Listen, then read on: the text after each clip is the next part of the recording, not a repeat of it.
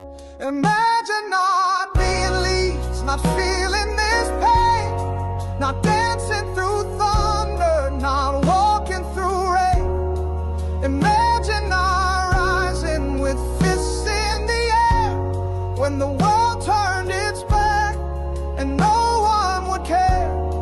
We've lived in the ashes, we've drowned in defeat, but still we stand proud on our battered old feet. Imagine not loving with all that you are. Imagine not being Leeds.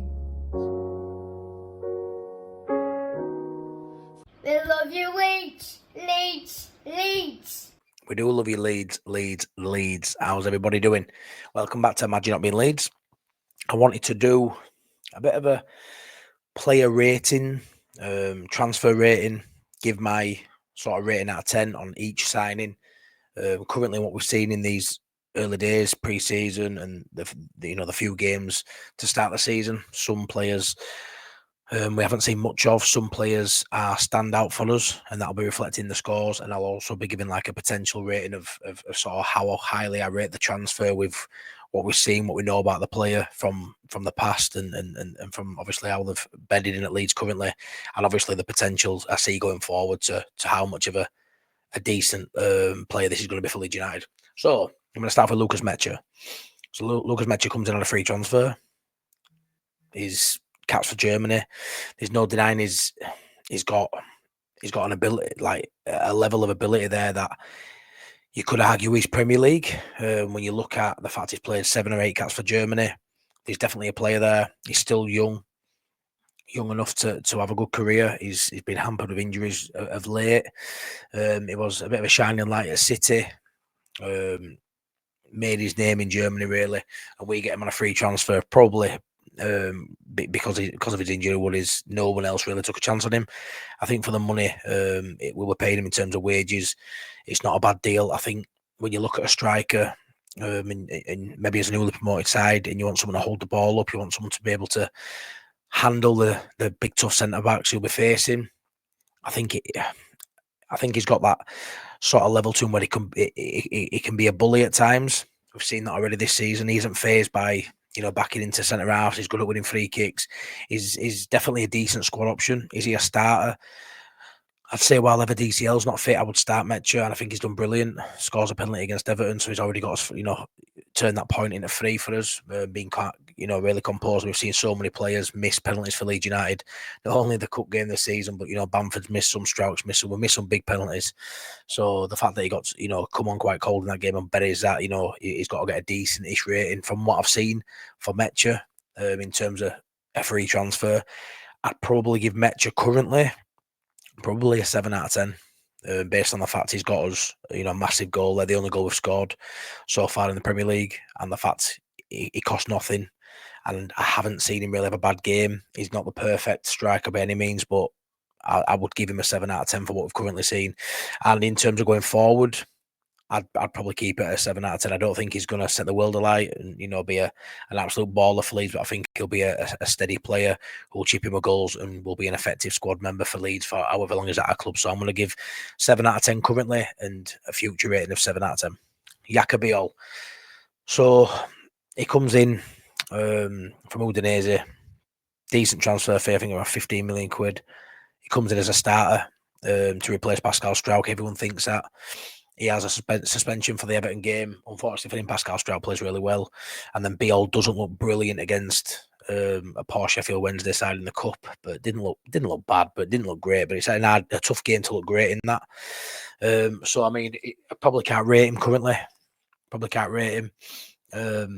But as a future signing going forward, I think for the fee, I think for his potential, the fact he's a leader, he's been captain before, he's got loads of caps for Slovenia. I think Yakob Bal, I'd probably put this signing at an 8 going forward. I think overall, he's exactly going from a centre half. He can play a bit. He definitely can play a bit, and he's physically imposing. We just haven't seen it yet at Leeds. In the little spell we've seen him in the cup. I can't really rate him on what he's done currently at Leeds, but I do see this as a very, very good signing, and I hope we see it soon. Albeit it'll be at Pascal or Rodon's expense, depending on injuries. But I would assume Pascal comes out eventually for Biol. But right now, I think Pascal's doing well. The anomaly is the Arsenal game, which everyone will pour that day, so you can't put that on Pascal. But yeah, Yakob Bal gets an 8 as a transfer rating, but currently can't really rate what he's done so far because we've not seen him. Seb Bour now. I think we've seen him roughly the same amount of minutes as we've seen Biol. I think Bour now played, didn't look great for me against Wednesday. Definitely below Biol's level in general and in that game too. I won't give him a rating because we've only seen him for, like I say, less than a game. Or maybe a full game. I think he played that full game, didn't he? But I'm not going to rate him based on that. But I see this one as a 6 out of 10. I see this one just as a squad player. I don't know if he'll get many minutes at Leeds United in general. Will he come in and be here a short time and move on due to lack of minutes potentially? But physically imposing again. Looked good in Germany for playing at a decent level over there. Looks a decent option. But I don't think he's going to be anything other than just a squad option for Leeds United. And the fact we've got knocked out at Carabao Cup first round, for us, it's probably going to have limited minutes unless it's a mass injury concern. But yeah, Bour now, I'm going to go a 6 out of 10. Just a squad play for me. Sean Longstaff. Currently, what we've seen comes on against Everton. The Newcastle game, was like exactly what you want from a player who's playing against his former club. Heart, desire, a will to win, a will to succeed, a will to win every ball, a will to show that side what they're missing. And I loved how he played in that game. And, there's argument about man of match, standout player in that game. And I would probably say for what we've seen so far of Longstaff, I would probably give him a 7 out of 10. No, I'm going to give him an 8 out of 10. It's a bit harsh. I'll give him an 8 out of 10. Because that Newcastle game was so good. He'll probably 9 out of 10 in that. So I'm going to give Longstaff an 8 out of 10. And I'm going to give Longstaff as a transfer, 12 million quid. I'm probably going to give it a 7 out of 10 rated. I think he's a steady Eddie, great Premier League experience, great to have around the dressing room. I think he'll be a great servant to us, just like he was at Newcastle. If he was to move on from Leeds one day, he'll be a great servant wherever he went again. He's just one of those players that, may not do a lot of the sexy stuff, let's say, but he's one of those players that players when he left Newcastle, the top players, some of the best players in the Premier League were waxing lyrical about what kind of player he is, and he's the kind of bloke you want next to you in trenches. So the fact that he's got respect from top players like Bruno, Tonali, Joe Linton, all the ballers at Newcastle really rate him highly as a bloke and a player. Goes to show you the measure of the man. So I think he's probably an 8 out of 10 currently. But I think he's a 7 out of 10 signing for the fee for what we've got. I think he'll be a good player for us going forward. Anton Stack. He's created 10 big chances in the Premier League so far this season. After signing from Hoffenheim, didn't know much about him. Did a bit of digging. Looked to be a baller. Turns out he is. 10 big chances created. Number 2 in the Premier League, just behind Bruno Fernandes, for a side who's only won one game and not scored from open play. That's goes to show you where we're lacking. We're going about creativity. If Stack's delivering those sort of numbers from midfield, it's pretty good going. So we've not got a 10 in there. It's not a winger creating it. It's Stack through the middle. So the eye test tells you everything you need to know about Stack. He's great on the ball. His set piece delivery is really good. Unfortunately for us, it's coming from a 6'6" player who you want in box, really. And I think he'd get on end of some of these crosses if it was someone else bringing them in and with quality. But Stack, I would say currently what we've seen from Stack is a 9 out of 10. I think he's a 9 out of 10. I think he's unbelievable. An unbelievable player. I think he's fit in seamlessly in the Premier League football. I think you can see the ceiling of this guy. It has to be very high because he's 6'6". But I think the fact that he's so tall, but he's so good with ball at his feet, he's strong. He reads the game really well, and he's the standout in midfield, and he will be the constant in midfield. Injuries dependent. Obviously, touch wood, that doesn't happen, but he would be. It's Stack and 2 more. It's not a case that if Stack plays there, it's who plays with Stack. He's outstanding, and I don't think it'll be long until European sides come circling. So hopefully we can hold on to him for many years, because you build your team around someone like Anton Stack. But I'd say he's a 9 out of 10 currently, and I think he's a 9 out of 10 signing. Definitely the best signing we've made. Lucas Perry. Difficult one. Looked flappy against Everton, but keeps clean sheet. Did okay against Newcastle, another clean sheet. Arsenal looked terrible, but so did they all did. I don't like how he looks when the ball's at his feet. He's really good at coming out and clearing and catching and all the stuff Melier wasn't in terms of aerially. He looks very dominant in the air like that. I like how he can get the ball and sort of first thought his look up and can he release a Dan James, can he release it on? I love that about him. And hopefully that'll, he'll get some assists, some pre-assists this season. I would probably give Perry a 6 out of 10 currently, just because I do have some reservations about him. But I'd like to think he's a better goalkeeper and better player than we've maybe seen. But 2 clean sheets is great. The stats look good already in terms of that. But I'm going to give him a 7 out of 10 for the signing. I don't think we paid over the odds for him. 13 million, I think. I might be wrong with some of these valuations, but I'm in and around it, I think. I would say I'm happy with Perry to a degree. He's better than Melier. He's definitely a step up from Melier. There isn't as many errors in him, that's for sure. Looks a bit flappy. He will get better, but 6 out of 10 currently. But I think he's got potential to be a 7 out of 10 going forward. So yeah, I'm fairly pleased just to see someone else in goal than Melier, to be honest. Gabby Goodmanson, probably fitting as well, if maybe not as well, but not far off to Stack's level in terms of how he's fitting. He didn't have the best game again at Arsenal. That's the anomaly again. Got turned inside out by the young lad, 16-year-old lad, come back on, but I don't think it mattered who would have been playing at left back that day. It was always going to sort of happen, just the way the game went. I think Everton, he was arguably the best player on pitch against Everton. He was unbelievable. There's an argument to say he's got more to his game than Firpo. He looks very comfortable going forward. Very good. The little triangles he creates with Stack and whoever's playing on that left at times, it's really good to see.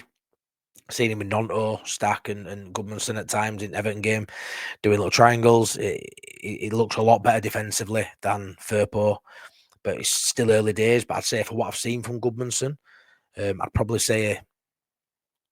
give him an 8 for what I've seen so far from Goodmanson. I'd say so far he's an 8 out of 10. And I think long term, it probably is.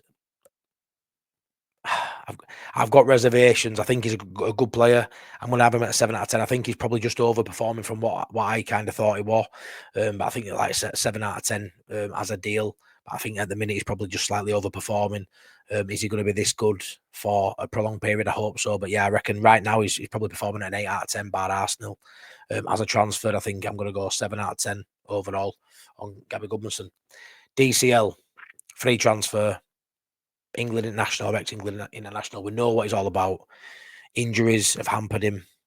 He'd have had double his England caps by now and more Premier League goals from for his injuries. If we stay fit, he could be an absolute machine for us up the top. I really like his move. He's got Premier League movement. His finishing's question mark sometimes, but he gets in the right areas, so I think he'll score goals. I think because it's a free transfer, I'm going to say DCL at the minute is probably a 6 out of 10. He's missed, the cup game. Missed a penalty, missed a couple of chances. The Newcastle game, he looked really good when he came on there. Great running in behind, nearly got a shot on goal towards the end of the on target. 6 out of 10. Not seen loads of him, just a game and a bit, but I'd say less than that. Two sub appearances over 2 games. He's got a long way to go to prove his fitness to everybody at Leeds. But I would say with DCL, yeah, 6 out of 10 at minute. But I've got high hopes when there's going to be an 8 out of 10 signing. Again, free transfer. Might be on big wages, we don't know. Probably is on big wages, but I'm going to go 8 out of 10 as a transfer, which I didn't think I'd say when we first signed him. But yeah, I just see so much potential in him as a striker at Leeds United. Just need to make sure we keep creating for him, and I do think he'll score goals. So I'm going to say 6 out of 10 currently. Not seen much of him, but you can see what he's got in the locker. I'm going to go. It's going to be an 8 out of 10 transfer for me. I think it's not a bad one. Noraka Four. This is a bit of a tough one. Not seen much of him at all. Obviously, he missed the Newcastle game due to injury, which was a shame. Already got a knock. Saw him at Wednesday. Yeah, I'm not going to rate him. I'm not going to rate him now, just like I didn't bore now. I'm BO. But I'm going to go 6 out of 10 for Noraka Four as a transfer. I think we paid decent amount for him, 17, 18 million quid. I don't think, in my opinion, he's going to be as good as people think. But I hope I'm wrong. We've bought him to be that baller, and we've bought him to be that X factor. He's that maverick. For me, we've let Ramazani go, who I think isn't too far below Okafor's level, if he even is at all, in my opinion. But you know how I feel about Ramazani. But I'm going to go 6 out of 10 for Okafor. I think for the injury list that we've seen, for the money we've paid, it's a big risk. I'm going to go 6 out of 10 for Okafor going forward. And I hope I'm wrong. I hope he ends up being that baller that we all hope he is. James Justin, the last player to mention. Again, hasn't played enough minutes for me to sort of judge him now. I think we paid a lot of money, 9 million quid for a backup, right back who, if everyone's fit, doesn't get really on the pitch other than charity minutes to see a game out. I like the player. I've always liked James Justin. I've always rated him as a fullback either side. The fee probably lowers the potential score going forward. I don't think, like say, if everyone's fit, he plays massive minutes. I think he's a great backup option, but again, he's only a backup option. So for the fact that he's 9 million quid, I don't think we're gonna, get many minutes out of him. Again, massive injury worries again with James Justin. If he does play a prolonged period of games, which it probably means we've got injuries elsewhere, so I hope that doesn't happen. But can he hold up to that scrutiny? I'm going to go 6 out of 10 for Justin going forward. Again, I hope I'm wrong with the ones that are slightly lower. I mean, there's no 4s or 5s in there. I think the lowest score I've given there is a 6 off the top of my head. And the highest been a 9. So it's not been a disastrous window. I do just think we've got 3 or 4 in there who probably won't impact the results on the pitch as much as maybe we'd like. Obviously, there are squad options in there, like say your Metcha, your Bour now, your James Justin. That's 3 straight away who are not going to be starters. So yeah, they're my ratings. Let me know in the comment section what you think. Please like the video. Please subscribe. I would love that. Something a little bit different. It's hard to obviously rate some of them on what we've seen so far at Leeds United because I haven't played many minutes, if any at all. But yeah, I thought it'd be nice to sort of put a rating on what I think he'll go. What'll happen at Leeds going forward for however long their contract is and whether they'll be a massive part of a successful Leeds United going forward. So let me know your ratings. Overall, I rate the window a 6 out of 10.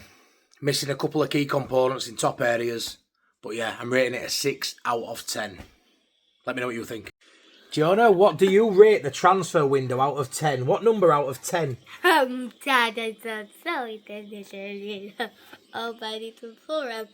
we'll leave it there. We love you, Leeds. Leeds. Leeds. Yay! With bye. Bye, everybody.